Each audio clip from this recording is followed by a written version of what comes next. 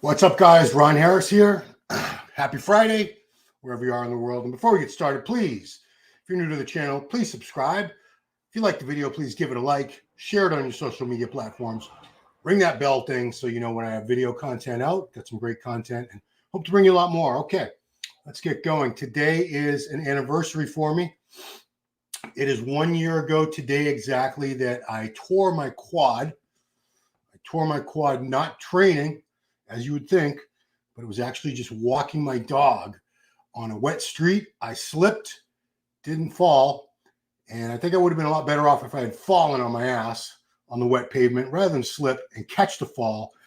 All that force went on that quadriceps tendon, and it finally did a full rupture, a full tear, came off. So let's take a look at, I had a little slideshow basically from my Facebook. I made a little gallery here, a photo gallery. So let's take a look at that. So what we're looking at here, this is what my quads look like. I'd say this was actually a year or two before the tear, but it's a good example of what my quads were like for many, many years. Two body parts I was kind of blessed with that grew. As long as I trained them hard, they always grew very well, were my chest and my quads. My quads grew. I did notice the past couple years before the full tear, especially the last year, I was starting to have a lot of pain in that knee because I had a bunch of slips without a fall, walking my dog in the ice and snow during the winter time, because I walk my dog twice a day. And you're always better off falling because when you slip, and I would always catch all my weight on that right leg, that knee in a bent position. You know, I'm not a physics expert, but thousands and thousands of pounds of force on that poor tendon, which had already been subject to well over 30, 35 years of training. This was just 2 weeks before the tear. So you can see my legs were in pretty good shape. They'd been a little bigger than this in the past, but I was lean as I usually get for the summer. Like I'm down to, like I just weighed myself, 212.6 with just shorts and a tank top, no shoes. I usually like to be lighter, leaner in the summertime. So this is a couple weeks before the tear. Again, this was around that same time, about 2 weeks before. Yeah, I was nice and lean. Okay, this is the day of the tear, August 30th, 2023, 1 year ago today. And I took this picture. I had rolled myself out of the street. I went down in the middle of the street when the quad tore like somebody shot me. I just hit the ground. And it's a busy street, so I rolled, couldn't walk. I rolled myself over a few times while holding onto my dog. Not going to let go of a branch, and got onto the opposite side of the street onto some grass. I could immediately see above that knee. You know, I knew this was a bad injury. I could feel it. The pain wasn't bad. It really wasn't. It would be a couple hours later, but as a lot of you guys who have experienced these type of injuries know, is the pain doesn't set in for a little while.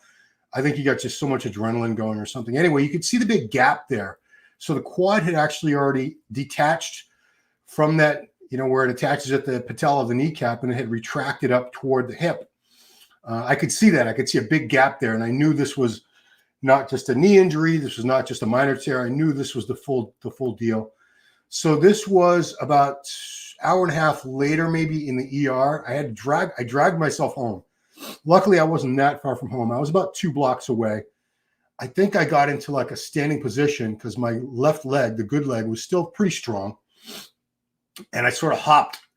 I think that's how I got home. I basically hopped on one leg while holding on a branch, my beautiful dog. And this was, you could see the inflammation, just the swelling, all the edema, the fluid coming around that right quad. It happened on August 30th, and Labor Day was September 3rd, as right now we're coming up on Labor Day, a big holiday in the USA. So he would have done the surgery on a Monday, which would have been the 3rd, but did it on the 4th because he wasn't doing surgeries on Labor Day. So I had about 5 days between the injury and the surgery. This was 2 days after the injury. I hadn't even had the surgery yet. I was on crutches. I had the leg brace, and I could walk. And I wanted to go to the gym because, you know, I love going to the gym. This is me with my gym owner. This is Tim Dowling. He's the owner of Bayshore Athletic Club in Braintree, Massachusetts. Great gym. We have a few pros training out of there. Danielle Barros, who just won a few Masters figure titles over the past couple months. Derek Straffen is a Masters Physique Pro. We've had a few pros. Justin trains there on the weekends. What's the heck? Justin Randall. He's in a 212 Pro. We got a few pros. Anyway, not important. So here was when the bandages finally came off a few weeks later. I had the bandages on for quite a while, and this is what my right leg looked like after the bandages were gone. So this was after the surgery. This is about 3 weeks after the surgery. And you could already see there's a good amount of atrophy there. And the scar was very fresh, very nasty looking. Here's another angle. All these marks there, that's just from the bandages. Those weren't permanent bandages. Those are just indentations from the fabric of the bandage and a little bit of bruising from the bandage. So that's the scar, which is now very, very faint. You'll see it in some later pictures. But it's a pretty good sized scar. It's about a 6-inch scar. It's it is what it is. So this was me for a while. I was in this brace for months. It's funny, the insurance company is billed like $600, $700 for one of these braces.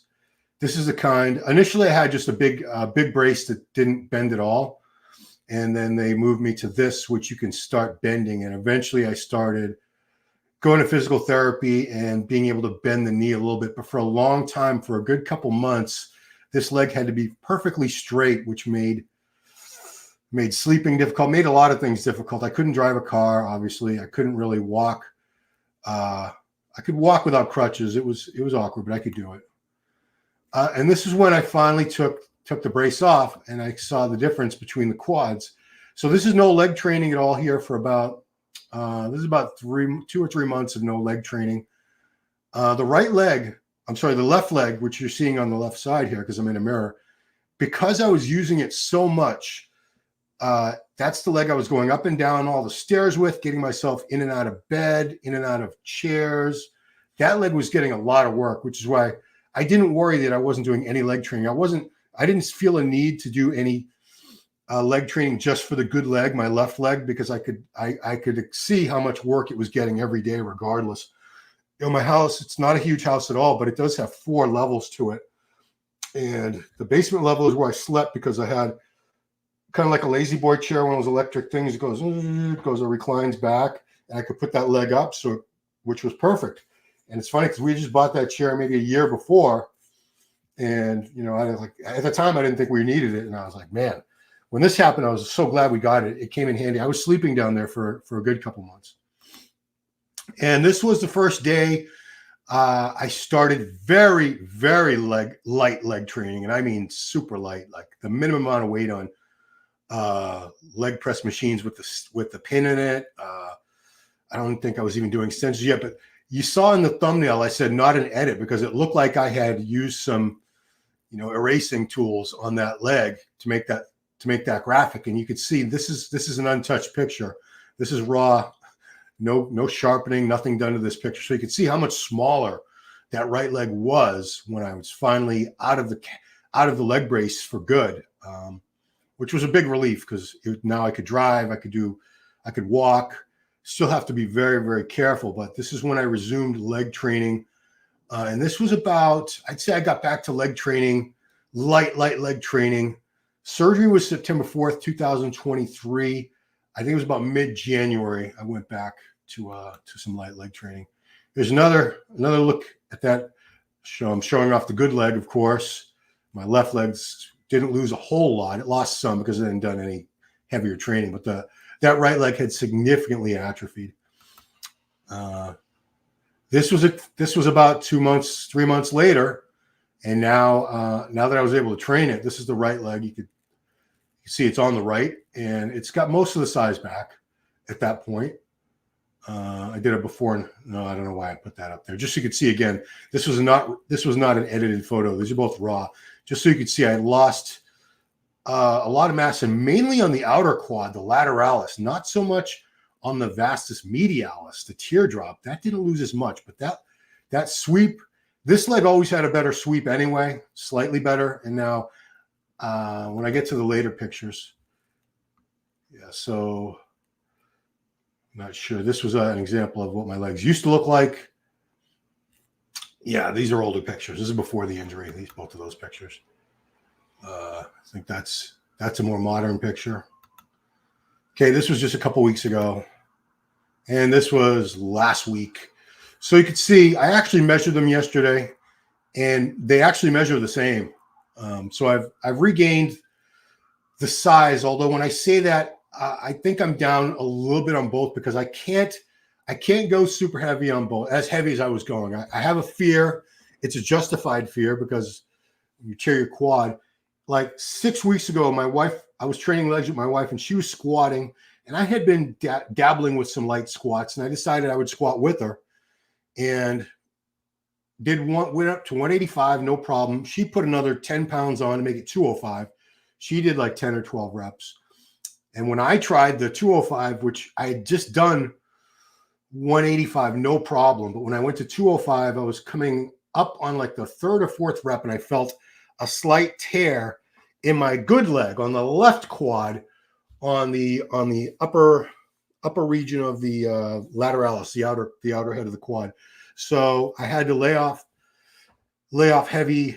I laid off compound movements for a couple of weeks. I'm getting back into it, but I'm still being very, very cautious because I don't want that to happen again. So these are from last week. You can see quads are almost back to where they used to be, but I don't know if they're ever going to be as big as they were before. And frankly, I'm okay with that. It doesn't really bother me that much. So let's get to some questions. I only got one comment so far. Geez, hope you don't have any problem with training. Yeah, Oliver, thank you. I've been training legs. I got legs again tomorrow.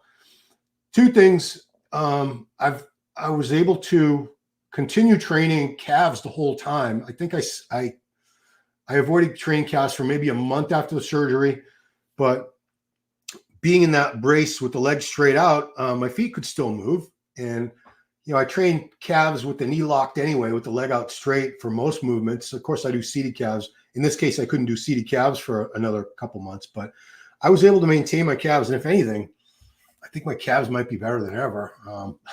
As dopey as that sounds. Find that picture. Yeah, let me find that picture to share.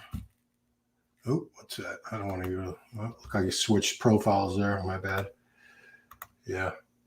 I'll show you. My calves didn't lose anything. In fact, I honestly think my calves might be a little better than they ever were, just because for a while I was training calves without doing anything for quads. Like I said, they were unimpeded. My calf training was not affected at all. Did pretty well. I'm just gonna, boy, I post a lot of pictures. Going back to find this.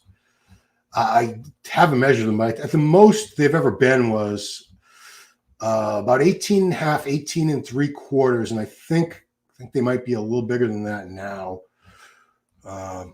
Just because I had that extra time to train them. Yeah, here we go. So yeah, let's take a look. Share screen. Okay. Yeah. So yeah, right calf's always been a little bit bigger than the left one. So the right one is the one I go by the measurement. 18 and a half cold, about 19 pumped, which is, about as big as my arms ever were. And when my arms were that big, I was fat. So that's really not a true measurement. When I say 18 and a half cold, 19-inch pumped arms, that was at about 240 pounds, a lot of fat, a lot of water. Probably take a good inch off of that measurement if I was lean. These are lean measurements. So yeah. Yeah, it looks like we don't have a lot of questions or comments right now. So I guess I will, unless I get something in the next couple of seconds here, I think I'm going to wrap this up. There's 11 of you watching. If you guys have any questions or comments, here we go. To collagen. Oh, that's a good question that I didn't even address. Thank you, Oliver. So I take collagen powder every day. I mix it into my coffee. I have this collagen peptide powder that I get from Costco. My wife and I both use that. But more importantly, I was trying that BPC 157, the peptide, the healing peptide. I can't remember the dose now, but I was following the protocols of what I was reading a lot of people doing online. for the BPC 157. At first, I was trying to inject it right around the injury area, and then I read that that's actually incorrect. It's TB 500 that acts more locally, the other healing peptide, which I never tried that. But the BPC 157, which so many people use now for trying to speed up the healing process, did it work? Did it do anything special? I honestly can't tell you. I was also on 2 units of growth hormone a day, and I think that helped. I think I would have healed anyway. I suspect that those 2 things, a combination of the growth hormone at 2 units a day, 2.5 units a day, and the BPC 157 did speed up the healing. I think it would have healed up. The fact that I'm older, this happened to me. See, I was 53 when it happened. I turned 54 a couple weeks later. September 21st is my birthday. I'll be 55 in a couple weeks here. In 3 weeks from tomorrow. It's a Saturday, my birthday this year. Oh boy. Yeah, things heal. You just heal much slower at my age than you do. Had this happened to me when I was 25 years old, 30 years younger, I suspect I would have recovered much, much faster. People told me when this happened, it's going to take you about a year to get back to normal. And it did take about a year. At the time, I thought, no, I'll be fine. 6 months, I bet I can be back, which some people have done. Branch Warren did it back in, I think it was 2009 when he tore his quad and he won the Arnold Classic 9 months later, which is crazy because, I'm not even back to full size yet. All right, we got some other questions here. Think Nick can be top 3 this year? Sure. Why not? Why couldn't he? Yeah. I mean, Nick Walker he's a freak. There's the battle. I don't even think it's a lock. Derek and Hadi, we're thinking Hadi and Derek are going to be top 2. That's how most people are seeing, because it's been that way the past 2 years. It's been a very close battle between Hadi Chupana and Derek Luntz for the past 2 years. But that doesn't mean that Samson couldn't leapfrog over both of them this year. We've seen people do that in the past. Andrew Jacked, Nick Walker. We don't know how good Hunter's going to look. We'll see him on stage in about 9 days now. We have other people. Brandon Curry, former Mr. Olympia, competing again.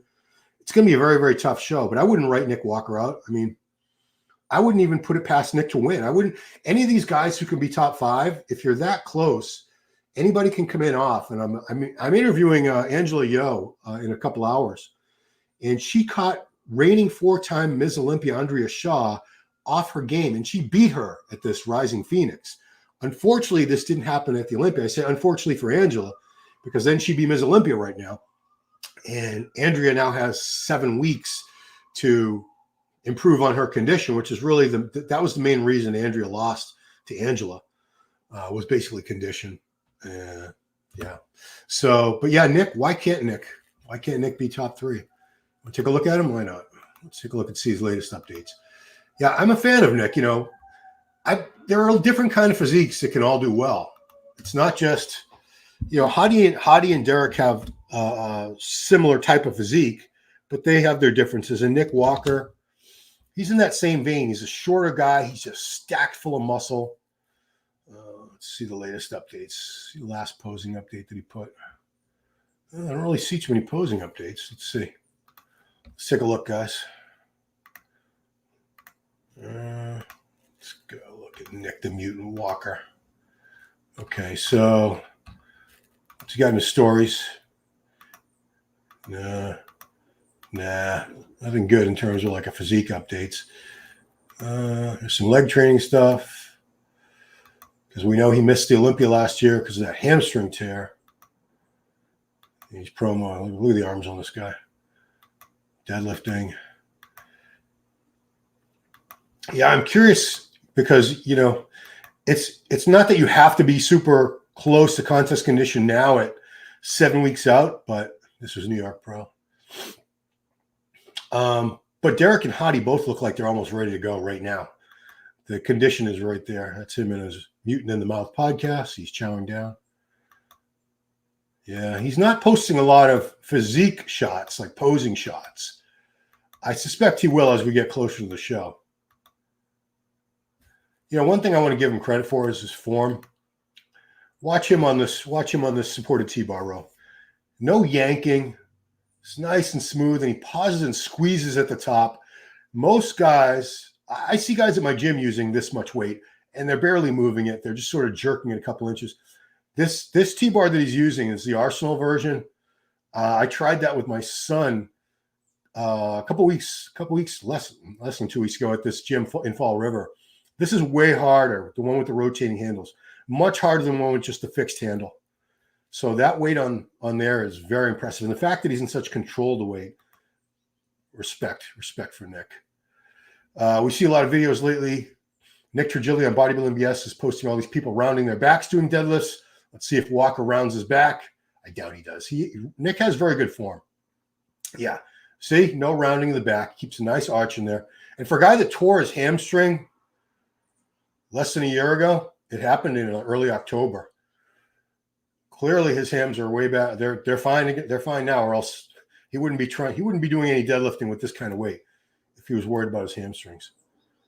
Yeah, a lot of back stuff. Yeah, not a lot of physique updates from Nick. Okay, well, this was a month ago. So at this point, that was 10 weeks out. The waist looks better here than it did New York Pro. New York Pro, this is one shot I don't like on Nick. It's really the only shot I don't like. It's his front lat spread. Don't like his front lat spread. He just doesn't have the best V-taper here. He looks kind of blocky. I like almost every other pose of his. His back shots are great. His side shots. It's a training shot. Yeah, crazy arms. Some of the best arms in the biz. Some of the craziest legs. It's funny, he got a lot of heat over his quads. His quads are pretty damn good. They're better than most guys. It's just when you're that and you're swimming for cardio. Wow, he's actually a pretty good swimmer. Look at that. I can barely do the dog paddle. Look at this guy go. Wow. Okay. Yeah. All right, let's get back to you guys. Ian Valier has great success with hair transplant. Wait, full hair. He still smokes marijuana?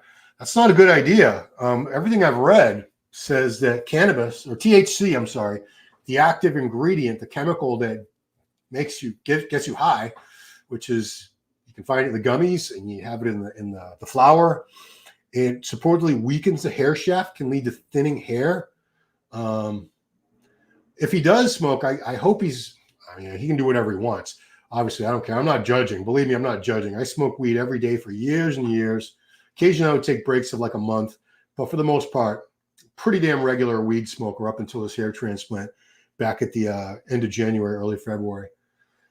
And, after going through all this, and you can see this is my real hair. This is the hair that's been transplanted. Giving you a nice close-up look there. The back is not as good, but it's better than it was. You can see that. Yeah.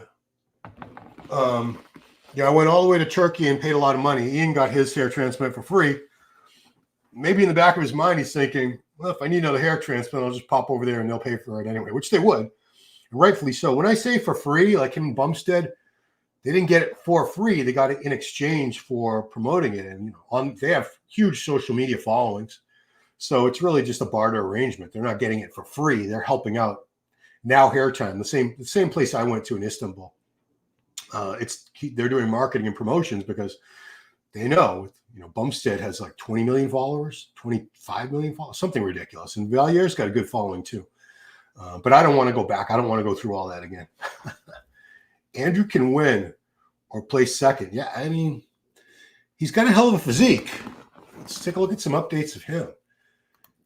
I don't think Andrew's quite as big as he needs to be. He's almost there. He just needs a little bit more on the hamstrings, a little bit more on the back. He's almost there, and we keep arguing about his age. I read in reputable places that he's 38. And then I read in other places that he's over 40, which I don't know. They said there was an interview that he did a couple of years ago where he said he was over 40. I don't know if that's true. I didn't see that interview. Did anybody see that? Regardless, whether he's 38, whether he's 40, 41, whatever. He's still new to the sport. This is his third pro season. He turned pro at the Arnold Classic Ohio, the Arnold Amateur in March of 2022. Made his pro debut that August in Texas at the Texas Pro, and he won that.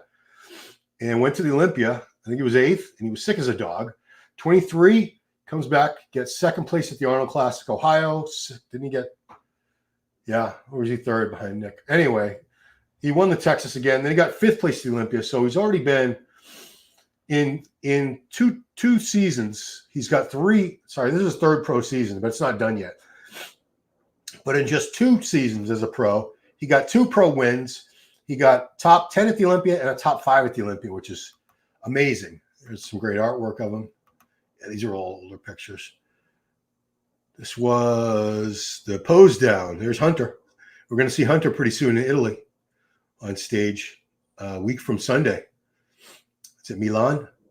Yeah. I mean, this guy's a specimen. He's 6'2". I think he said he was like 292 at the judging for this Texas show. And by finals, I think he was down to 288, but that's still an enormous human being for having such a small waist. There he is with Freddie, the promoter. Some great shots from Chris Nichols. Yeah. Yeah, I mean, Andrew, if he doesn't win the Olympia this year, and he probably won't. I mean, Hadi and Derek they're the front runners. When I say probably, it doesn't mean there's no way he's going to win. I'm not saying that about anyone who I consider a top 5 guy.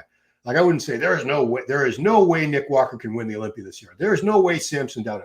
No, any of these guys are capable under the right circumstances of winning. But nobody looks like this. Andrew has such a unique look. You know, nobody has a physique like this. You can see it a mile away. The height, the shoulder size and width, it's those arms. I mean, this guy's just, he's built, man. I mean, if he wins the Olympia, or when, I do think he's going to win it sooner or later. It's going to bring a new type of physique to Olympia that we've really never seen. The last, actually, since this is the 60th year of the Olympia, we've only had one Olympia champion who was even over 5'11" in 60 years, and that was Arnold Schwarzenegger. Nobody else has been 6 foot or taller. We had 3 guys who were 5'11". We had Lee Haney, Dorian Yates, and Ronnie Coleman, all 5'11". Only guy who was 6 foot or taller to ever win this Olympia is Arnold. Could Andrew be the next one, or Samson? Samson's 6 foot. Great shot there. Yeah, I'm on the Andrew bandwagon. I think he's going to do very well. Snoop Dogg of bodybuilding. Snoop Dogg in what way? Because, I mean, I don't smoke anymore. When I say I don't smoke, it's not a moral thing, and I'm not judging anybody who enjoys it, because I enjoyed it myself for many, many years. The only reason I'm not smoking marijuana right now, or anymore, I should say, is because of my hair transplant, and I don't want to go through it again. I don't want to lose this hair that traveled around the world to get transplanted from the back of my head to the front of my head. I don't want to go through that again. Yeah. Who else did I want to take a look at while we're here? We'll take a look at Hadi, man, because I'm super impressed with Hadi. Hadi's laced up this. You know what? No, let's show respect to the champ first. Let's go to Derek. Derek Lunsford. You have anything in his stories first? No, he's got a Labor Day sale. Okay.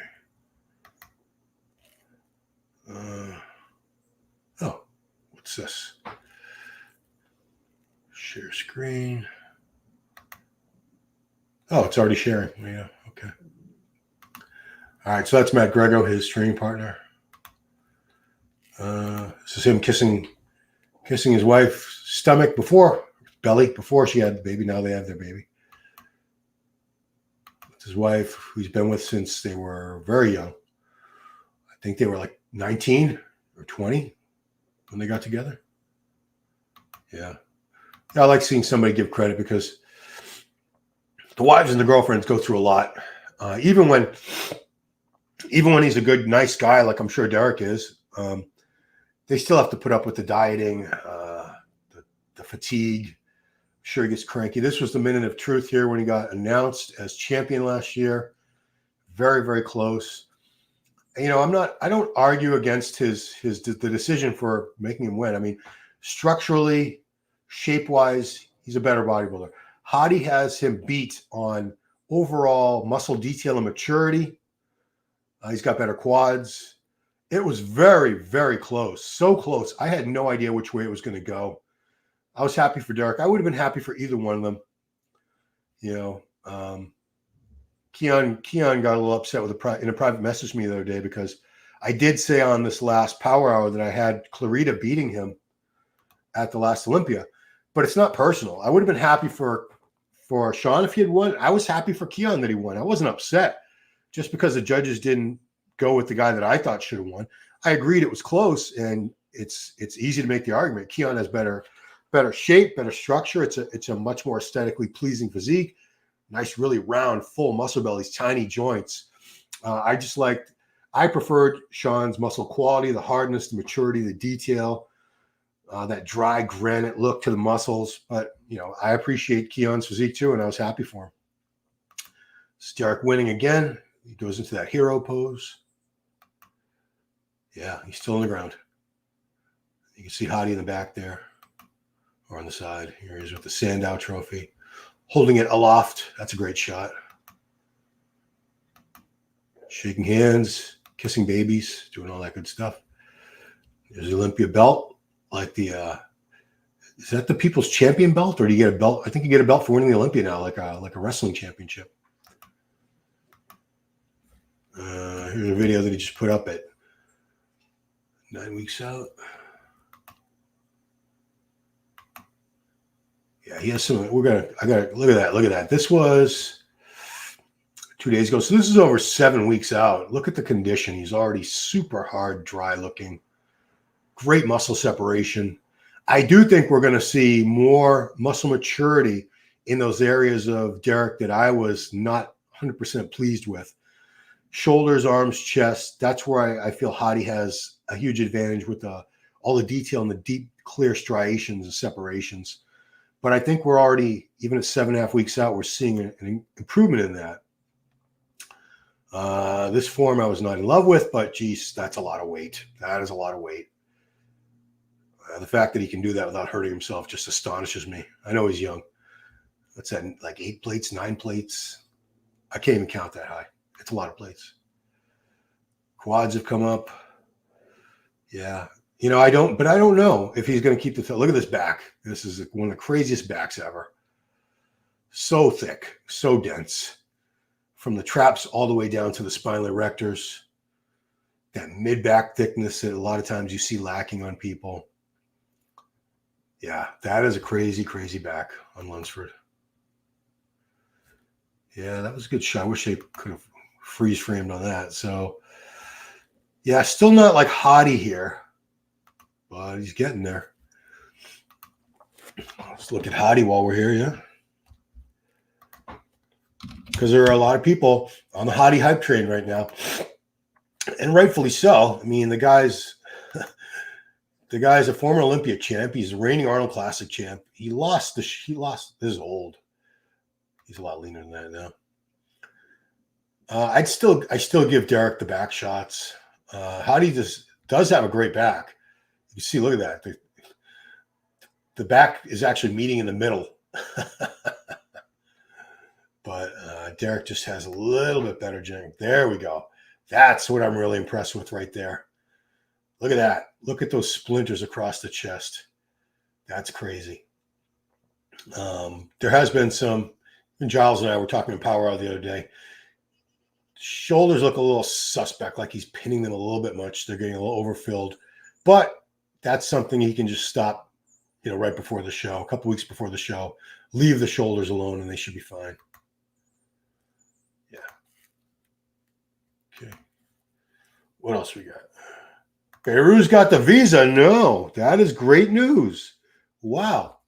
That is great news. Let's take a look and see if he's announced it. I did not know that. Thank you very much.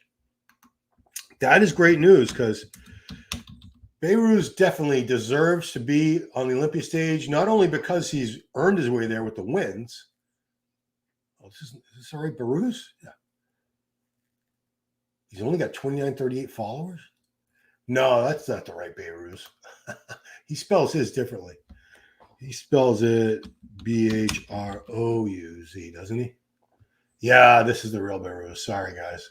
Sorry for the confusion. This is the real Beirut. All right, so let's see if he has it in the stories. No? You think he would have wanted to announce this? You think this would be kind of a big deal, right? So, yeah, he's won a couple shows this year. Which one was this? I can't read that.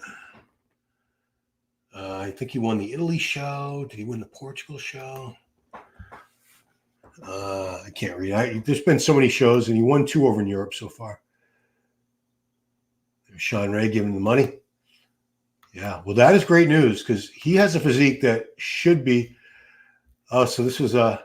I don't know if this was a petition that people signed on Facebook. I don't know if this helped the cause, but he's got it now. Good for him. It's 3 days ago. This said still waiting for a visa. So I don't know where you heard the news, but that is great news. This guy's phenomenal. He beat a lot of really good people this year over in Europe. Beat Nathan. He beat Bonac. This will be his first Olympia, even though he's qualified before, but could not get the visa to the U.S. It's not easy for citizens of Iran to get a visa to the USA. It's a country that the USA does not have diplomatic relations with. We've had all these issues. Look at that. Look at that condition this guy comes in. You can't get much leaner than that, guys. That is insane condition. Amazing. Yeah. Where will he place? I don't know. I wouldn't put him out of the running for a top 6. Beyond that, I don't think he's going to do better than 6th, honestly.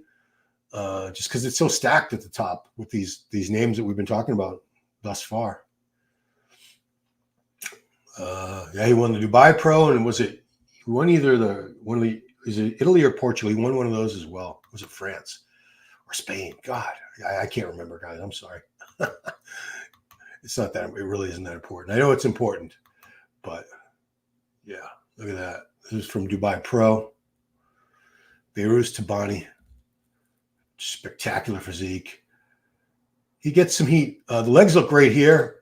When he's standing on stage next to guys with better quads and better quad sweep, then you can say, but from the side, his legs are just crazy. In that condition, he's very consistent. I've never seen him off. He's always dialed in. Always. Yeah, this was Dubai. Good job. Look at that. Crazy. Yeah, he's pretty damn great. He's pretty damn great. So glad we're going to see him finally. If that is true, I'm assuming you're got your information correct, and he is going to the Olympia. He did get his visa. That's awesome. Good for him. Very happy for him. Very happy.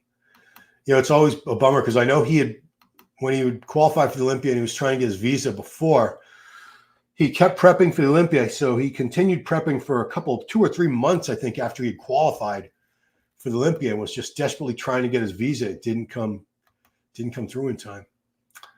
Beirut's again, I think he's going to be around 6, 7, 8. I mean, guys, we have, that's going to be a tough spot. 6, 7, 8. We got guys like Bonac, Hunter, Martin Fitzwater, Tony O'Burton. Top 5 is going to be tough, but 5th, 6th through 10th is also going to be very, very competitive. Second call out at this Olympia is going to be almost as good as the first. It's going to be very, very high quality. So we'll see what happens. Smoke Dog, we got winning this year. I'm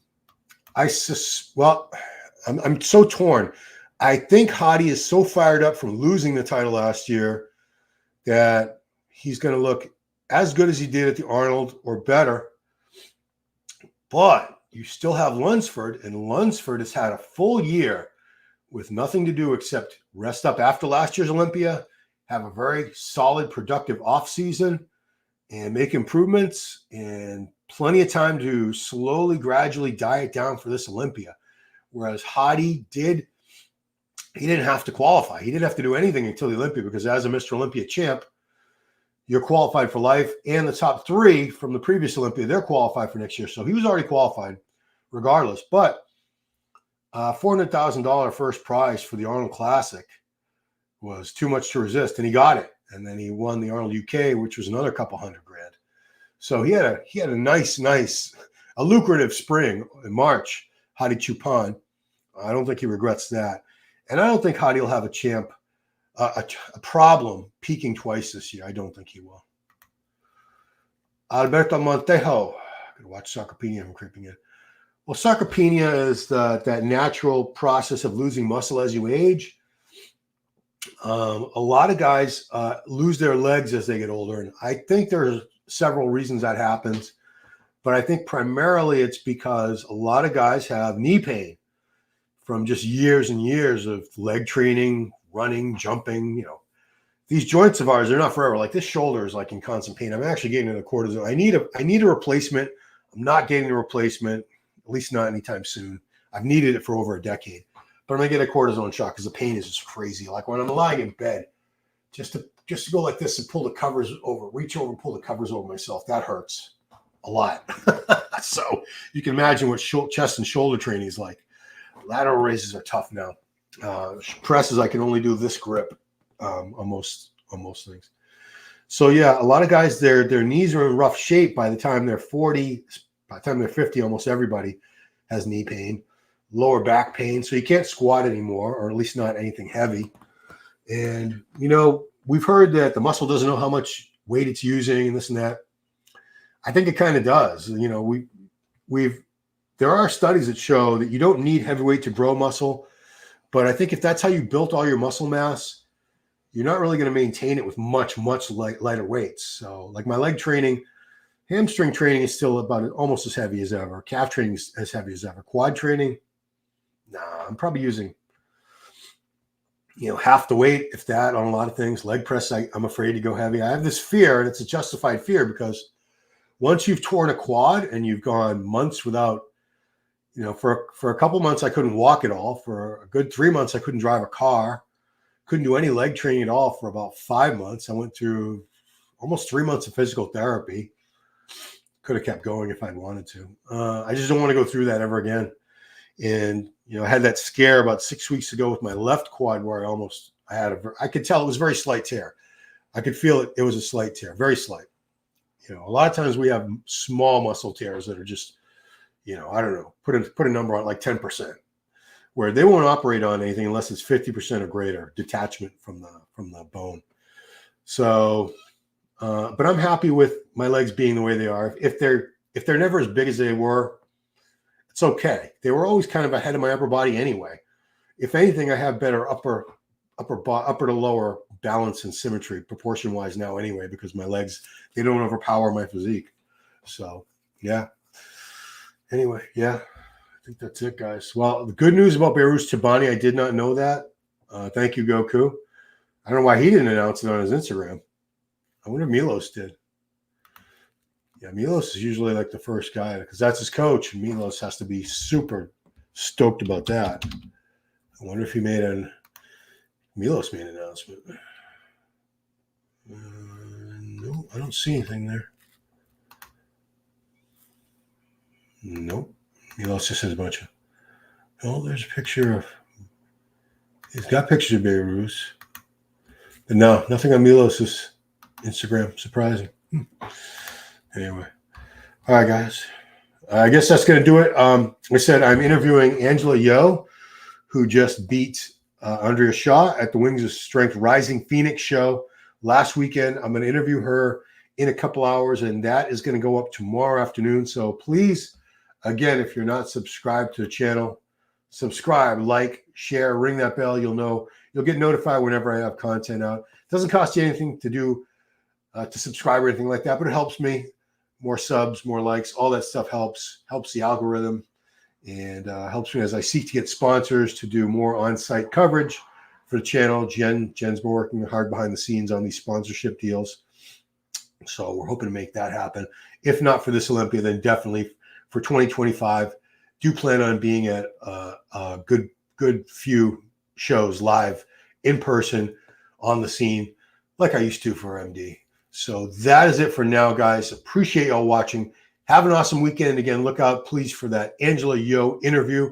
Also, check out all the things I've had on the channel in the past week or so. Had a great interview with Flex Lewis. Did a nice power hour with Giles where we went over a few different things. All worth checking out. So that's it. Thanks for watching. Have an awesome weekend.